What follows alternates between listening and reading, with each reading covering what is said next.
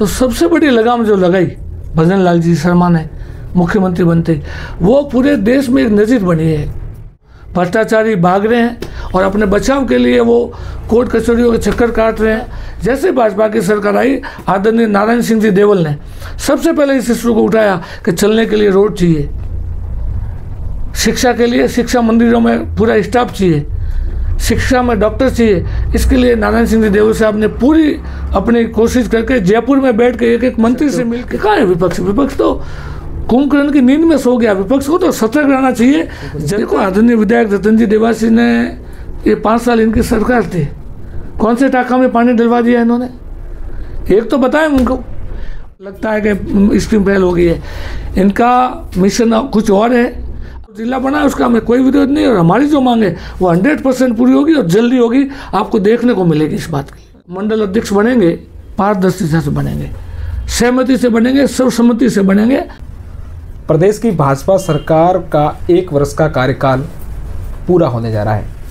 उसी के उपलक्ष्य में सरकार के सभी मंत्री अपने अपने परिवार वाले जिले में जाकर सरकार की उपलब्धियां गिना रहे हैं। भजनलाल सरकार के 1 वर्ष का कार्यकाल पूर्ण होना है और 17 तारीख को देश के प्रधानमंत्री नरेंद्र मोदी जयपुर में एक विशाल जनसभा को संबोधित करने आ रहे हैं। उसी को लेकर हम बातचीत करेंगे।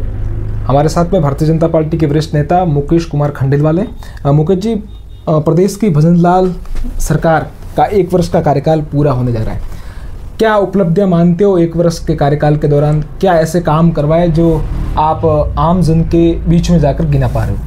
नमस्कार, जय श्री राम। भारतीय जनता पार्टी की राजस्थान में भजन लाल जी की सरकार बनी है। यशस्वी मुख्यमंत्री भजन लाल जी ने सबसे पहले मुख्यमंत्री बनते पहले उन्होंने युवाओं के साथ जो कांग्रेस सरकार ने धोखा किया था, जिन्होंने गरीब माँ बापों ने कोचिंग कराई, उनको पढ़ाई कराई और बार बार पेपर लीक हो रहे थे और एग्ज़ाम हो रहे थे, और जो अब मेहनत नहीं करते थे, सरकार को जो पैसा पहुंचाते थे, उनके जो आका थे उनसे पैसा पहुंचता था, और उन लोगों के माध्यम से ही कमज़ोर लोग तो पैसा दे के बन गए और सत्ता में अपने साठ गांठ करके नौकरियां पा ली। लेकिन जिन्होंने आर्थिक रूप से कमज़ोर थे, बड़ी मेहनत करके उन्होंने उधार कर्जा लेके बच्चों को पढ़ाया और बार बार जो पेपर लीक हो रहा था, तो सबसे बड़ी लगाम जो लगाई भजन लाल जी शर्मा ने मुख्यमंत्री बनते, वो पूरे देश में एक नज़ीर बनी है। एक बहुत बड़ा उदाहरण पेश किया है राजस्थान ने कि ऐसा भी हो सकता है कि जो कमज़ोर तबके के लोग थे, उधार पैसों से जो नौकरी से वंचित थे, उनको न्याय मिला है, और न्याय भी आपको दिखता है पारदर्शिता के साथ में। ऐसी क्या योजना है जो आप 1 साल के भीतर लेके आए हो इस प्रदेश के लिए, प्रदेश की आवाम के लिए, जिसे आप एक सौगात के रूप में देखते हैं? देखो, ये मैंने आपको जो बात की उससे मिलती जुलती बात है।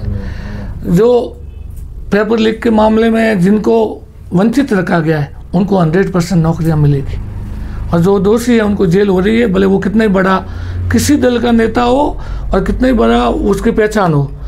और जिनको नौकरी से वंचित रखा था, उनको लाखों लोगों को नौकरी मिलने का एक बहुत बड़ा राजस्थान में ये प्रयास हुआ और नौकरी मिलना शुरू हो गई है। तो ये बहुत बड़ी उपलब्धि है। और दूसरी बात, राजस्थान सरकार बनने के बाद जो भ्रष्टाचार का जाल था पूरे राज्य में, उस जाल को तोड़ा है भजन लाल जी ने, ख़त्म करने की कोशिश की है, और उनमें उन्होंने तेजाब डाला है। आप समझो, भ्रष्टाचारी भाग रहे हैं और अपने बचाव के लिए वो कोर्ट कचहरियों के चक्कर काट रहे हैं, वकीलों के चक्कर काट रहे हैं, और अपनी पहचान बढ़ाने के लिए नाना प्रकार के वो पैतरे आजमा रहे हैं। लेकिन भजन लाल जी शर्मा ईमानदार की सरकार है, और ये सरकार कोई भी ऐसा काम नहीं है राजस्थान में, भले बिजली का हो, चिकित्सा का हो, स्वास्थ्य का हो, शिक्षा का हो, यानी 36 कौम सबको लाभ मिले, सबका साथ सबका विकास का जो नारा हमारे यशस्वी प्रधानमंत्री मोदी जी का है, उसके कदम पे चलने वाली सरकार भाजपा सरकार ये भजन लाल जी की कर रही है। खंडेलवाल जी, जिस इलाके से आप ताल्लुकात रखते हो, रानीवाड़ा, रानीवाड़ा क्षेत्र को ऐसी क्या सौगात के रूप में देखते हो कि भजन लाल सरकार ने रानीवाड़ा को सौगात दी इस 1 वर्ष के कार्यकाल में? देखो, रानीवाड़ा को बहुत बड़ा सौगात मिला है। आदरणीय नारायण सिंह जी देवल हमारे विधायक प्रत्याशी रहे, पहले विधायक रहे, भारतीय जनता पार्टी के प्रदेश उपाध्यक्ष रहे।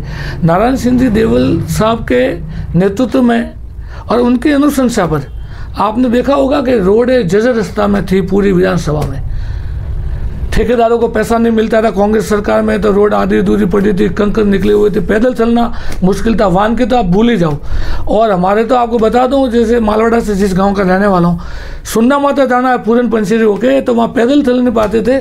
कांग्रेस सरकार ने रोड खोद के रख दिया, वैकेंसियाँ कर दी, वो उनका टेंडर निकाल दिया, पैसा नहीं दिया कि काम करो। काम करना शुरू किया तो ठेकेदारों की आपत्ति आ गई कि हमने जो पैसा डाला है वो पैसा नहीं मिल रहा है, और कांग्रेस सरकार में कार्यक्रम ठप हो गया था।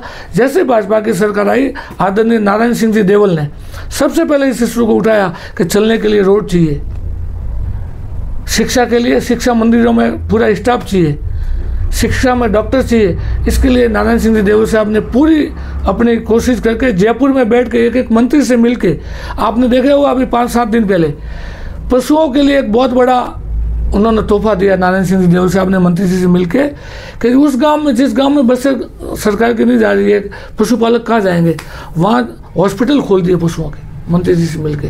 और मंत्री जी ने भी नारायण सिंह जी को लेटर लिख कर बताया है कि जो आपने मांग की, हमने सरकार ने आपकी सारी मांगें पूरी कर दी है। मुकेश जी, 17 तारीख को जयपुर के अंदर एक बड़ा आयोजन करने जा रही है प्रदेश की सरकार। किस तरह की व्यवस्थाएं, रानीवाड़ा से खासतौर पर बात करें तो रानीवाड़ा से कितने कार्यकर्ता वहाँ जाने की व्यवस्था रखी, यहाँ से कितने कार्यकर्ता जाएंगे जयपुर? देखो, मोदी जी का अपना एक कद है, उस कद को देखते हुए लोगों में जाने की होड़ मची है।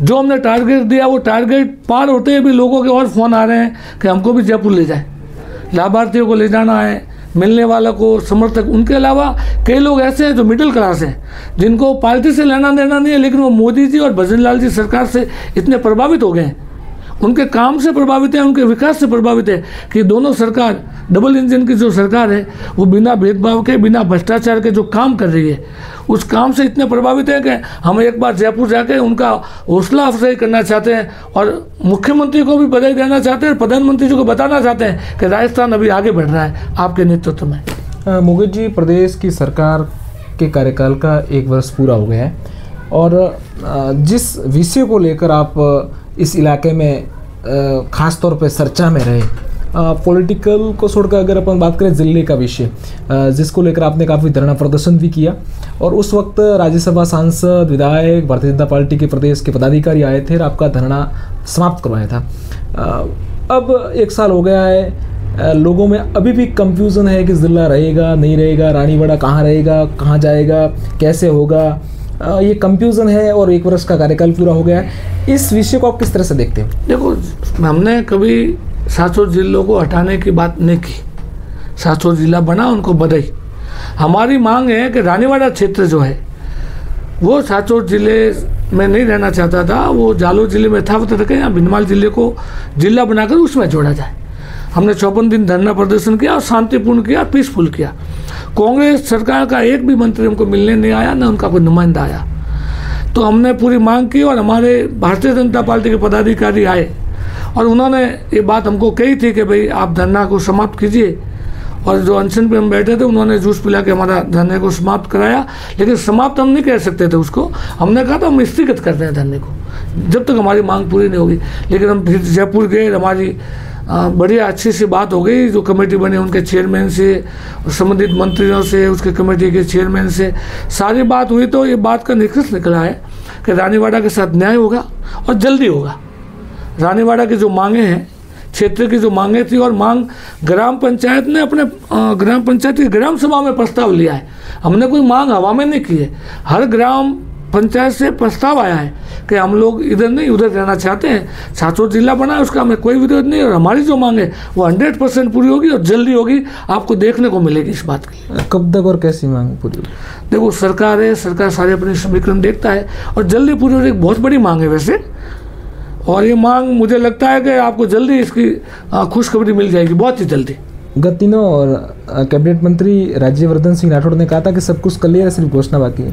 नहीं, माननीय वर्धन साहब ने बिल्कुल एकदम सही फरमाया है, और उसी आशा है हमें पूरा कि हमारी मांगें पूरी हो रही है। बस मांगें पूरी होती खुशियाँ मनाने की दे दी है। एक सवाल विपक्ष का भी मैं कर लेता हूँ, और विपक्ष अक्सर ये बात हमेशा कहता रहता है, सदन में हो या सदन से बाहर हो, कि प्रदेश की सरकार पर्ची सरकार है।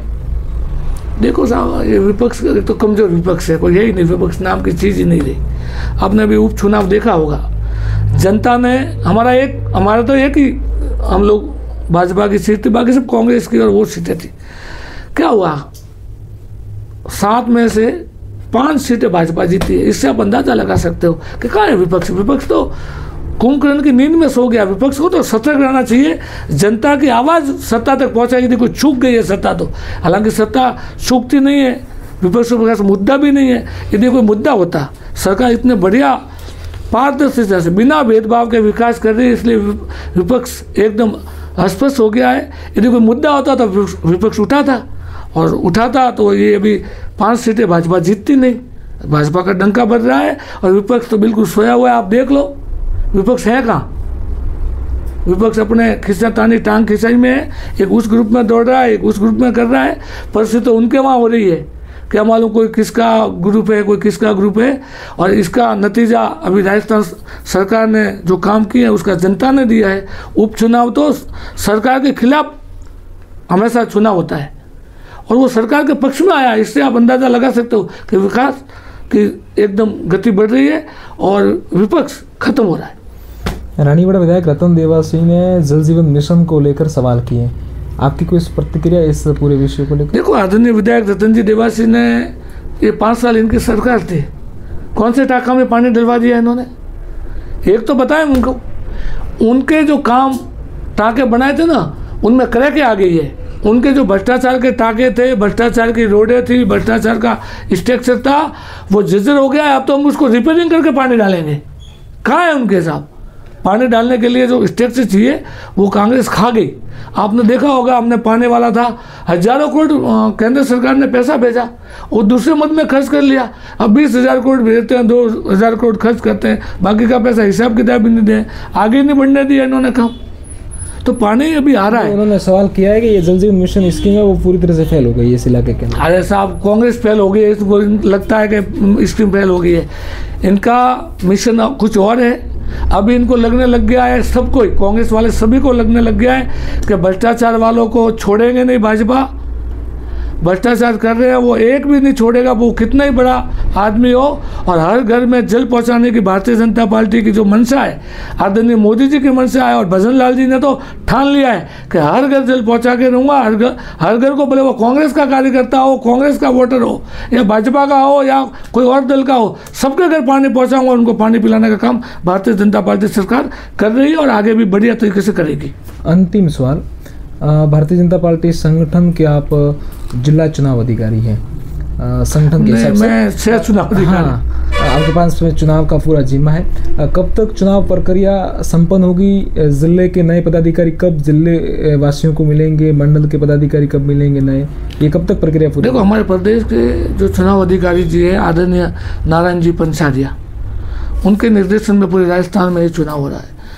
जिला चुनाव अधिकारी जी संभाग के बाहर का लगाते हैं ताकि पारदर्शिता संगठन में भी बनी रहे। और उनके नीचे 2 जिले के आदमी होते हैं वर्कर, वो जिले के 6 चुनाव अधिकारी लगते हैं। डॉक्टर वनेश सिंह जी गोयल और मुकेश खंडेलवाल मेरे को लगाया है। और ये प्रक्रिया अभी हमने बूथों तक पूरी कर दी है। बूथ समितियाँ गठित हो गया है। इसके आगे मंडल अध्यक्ष बनेंगे, पारदर्शिता से बनेंगे, सहमति से बनेंगे, सर्वसम्मति से बनेंगे, और उसके बाद जिलाधीश की घोषणा जल्दी हो जाएगी। उसमें कोई क्राइटेरिया है उम्र वाला, ऐसा कोई? बिल्कुल है। हमारे जो मंडल अध्यक्ष बनेंगे वो 35 साल से 45 साल तक मंडल अध्यक्ष बनेगा, और फिर 45 से 60 के अंदर तक का 60 तक जिलाध्यक्ष बनेगा। इसके लिए ये कैटेगरी तय कर जी भारतीय जनता पार्टी का अपना विधान बनाया है। उसमें इन्होंने, ऊपर वालों ने, चुनाव अधिकारी जी ने, राष्ट्रीय चुनाव अधिकारी जी और प्रदेश चुनाव अधिकारी ने उन्होंने तय कर रखा है कि इस उम्र का ही वो अपना काम करने के लिए पदाधिकारी बनाएंगे। तो ये थे भारतीय जनता पार्टी के वरिष्ठ नेता मुकेश कुमार खंडेलवाल, जिन्होंने भजन लाल सरकार के 1 वर्ष का कार्यकाल पूरा होने के उपलक्ष्य में सरकार की उपलब्धियां भी गिनाई और संगठन की चुनाव प्रक्रिया की भी जानकारी उन्होंने दी और हमारे सवालों का जवाब भी बेबाक तरीके से दिया।